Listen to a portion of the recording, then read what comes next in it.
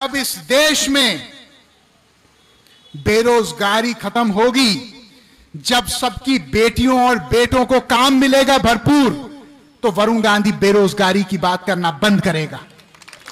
जब इस देश में जो आज सरकारी नौकरियों 10 सरकारी नौकरियों में से 7 सरकारी नौकरी केवल संविदा पे रेवड़ी की तरह बांटी जा रही हैं, और ऐसे ही गाजर मूली की तरह उन लोगों को कभी फेंका जाता है पूरा काम लेने के बाद, जब उनको पूरी तनख्वाह नहीं मिलती और 2-2, 4-4 हजार रुपए में उनसे 12-12 घंटा काम लिया जाता है, तो वरुण गांधी अगर यह नहीं बोलेगा तो फिर इस राष्ट्र का झंडा उठाने का संकल्प मैंने कैसे किया अपने हाथ में। तो सरकार से यह मांग कर रहा है सार्वजनिक रूप से कि आज 1 करोड़ से ज्यादा सरकारी नौकरियां खाली पड़ी हैं।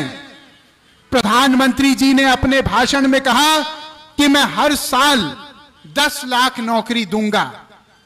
मैं प्रधानमंत्री जी को धन्यवाद देते हुए यह कहना चाहता हूं कि आदरणीय 10 लाख नए नौकरी पैदा करने तो बाद का विषय है, पहले जो 1 करोड़ सरकार में खाली पद पड़े हैं उनकी भरपाई तो कीजिए, ताकि आने वाले समय में जो 5 लाख 2 लाख 50 हजार धीरे धीरे धीरे बेरोजगारी खत्म हो।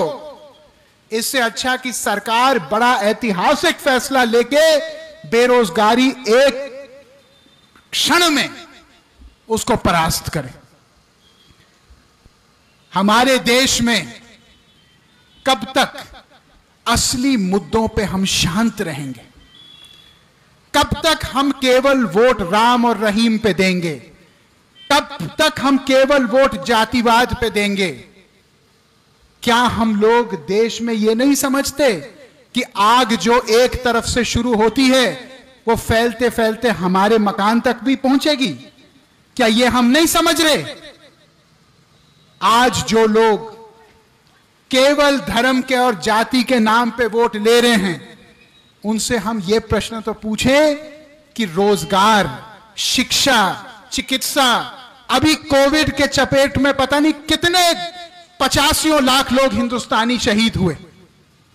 क्या आप जानते हो कि कोविड के बाद एक नई नौकरी की भर्ती नहीं हुई चिकित्सा में, एक नया डॉक्टर की भर्ती नहीं हुई, एक नया कंपाउंडर की भर्ती नहीं हुई, एक नए नर्स की भर्ती नहीं हुई। अगर कल कोविड भगवान ना करे फिर आ जाए देश में, तो किसकी जिम्मेदारी होगी? बताइए, मैं सही कह रहा हूं, मैं गलत कह रहा हूं?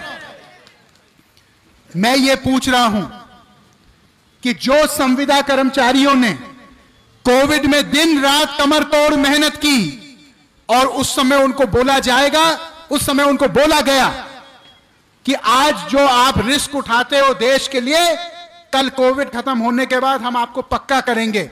क्या वो लोग पक्के हुए? बताइए, पक्के हुए? क्यों नहीं? हमारे देश की राजनीति, हमारे देश को जोड़ने की राजनीति होनी चाहिए, ना कि गृह युद्ध पैदा करने की राजनीति। मैंने इस बार पूरी सांसद निधि केवल शिक्षा पे खर्च की, पूरी एक एक पैसा। अभी मैं आ रहा हूं सितंबर में बांटने के लिए। क्या किया मैंने?